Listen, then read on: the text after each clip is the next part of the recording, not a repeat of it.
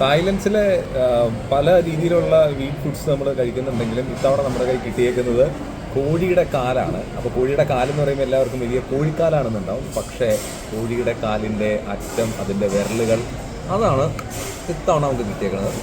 ഭയങ്കര ക്രിസ്പി ആയിട്ട്, സാധാരണ ബ്ലോഗേഴ്സൊക്കെ പറയുമ്പോൾ ജ്യൂസി ആയിട്ട് തമ്പുരാനെയൊക്കെ മിന്നിച്ചേക്കണേ എന്ന് പറഞ്ഞിട്ട് വന്നതല്ലേ ഓർത്ത് കഴിച്ച് തുടങ്ങിയതാണ്. പക്ഷെ കഴിച്ചുകൊണ്ടിരിക്കുമ്പോൾ ഇതിനൊരു രസം തോന്നുന്നുണ്ട്. കാരണം അങ്ങനെ മോശമൊന്നുമല്ല, നല്ല ടേസ്റ്റ് ഉണ്ട്, അത്യാവശ്യം ഫ്ലഷ് ഉണ്ട്.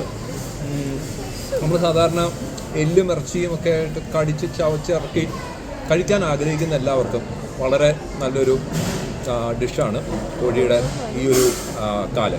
സൂപ്പർ. മോനെ അങ്ങനെ വളരെ കഷ്ടപ്പെട്ട് മറിയാമി ആ കോഴിയുടെ കാല് അകത്താക്കി. നമ്മുടെ നാട്ടിലെ ബംഗാളികളൊക്കെ ഇത് നന്നായിട്ട് കഴിക്കുന്നുണ്ടെന്നാണ്. ഇവിടുത്തെ ആരാ ബംഗാളി? നമ്മളെ